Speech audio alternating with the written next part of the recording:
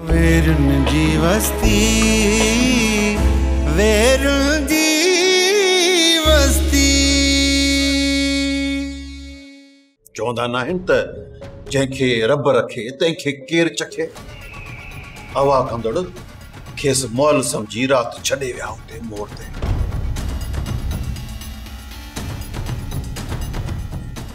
ऐं हिन वक़्तु छोकिरी अस्पताल में दाख़िल आहे।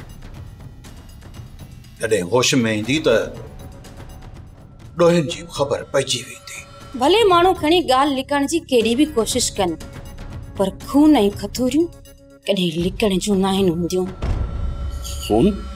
मां त उन खून जी ॻाल्हि करे रही आहियां जेको खून तुंहिंजे दामन ते लॻो आहे।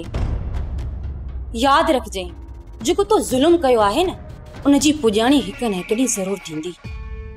ऐं मुंहिंजी कॾहिं खोले ॻाल्हि ॿुधी छॾ, तुंहिंजे कंहिं बि मक़सद में मां तोखे कामयाब थियण न ॾींदसि। पर यार तो इहो कोन ॿुधायो त ज़मीन वठण जे लाइ तोखे एतिरा पैसा किथां वरिता?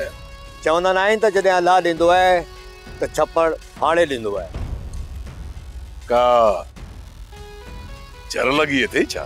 मूंखे मोहबत जो फल मिलियो आहे इजार खान। ऐं हाणे इहो न पुछजां त मोहबत जे फल जो मतिलबु छा आहे। कुछ माण्हू आहिनि जेके मुंहिंजी इज़त ऐं मुंहिंजे वक़ार खे दाग़दार करण था चाहिनि, पर आउं उन्हनि लोफरनि खे ॿुधाए थो छॾियां त हू जॾहिं मुंहिंजे वक़ार में आया त आउं उन्हनि खे उबतो संगीतुसि। सब्सक्राइब कयो असांजो official YouTube channel Singh TV HD drama ऐं वधीक अपडेट लाइ बेल आइकन खे क्लिक करियो।